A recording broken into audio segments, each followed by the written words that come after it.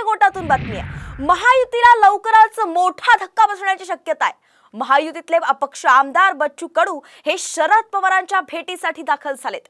पुण्याच्या मोदी बागेमध्ये आज शरद पवार आणि बच्चू कडूंमध्ये महत्त्वाची चर्चा सुरू झालेली आहे। कडू महायुतीला रामराम ठोकून महाविकास आघाडीबरोबर जाण्यासंदर्भात ही चर्चा असल्याचंच ही भेट असल्याचं आता बोललं जात आहे। त्यामुळे या भेटीकडे सगळ्यांचंच लक्ष लागलंय। आता काही वेळापूर्वीच बच्चू कडू हे मोदी बागेमध्ये दाखल झाले होते। शरद पवारांसोबत ते भेट घेणार आहेत। कालच संभाजीनगरमध्ये बच्चू कडूंचा मोर्चा झाला होता। त्यानंतर आता शरद पवारांच्या भेटीला ते आले आहेत। याआधीच त्यांनी संकेत दिले होते की विधानसभेबाबत ते स्पष्ट करणार आहेत की ते महायुती सोबत आहेत की महाविकास आघाडी सोबत। 1 सप्टेंबर पर्यंत आम्ही युतीला सरकारला वेळ दिलेला आहे।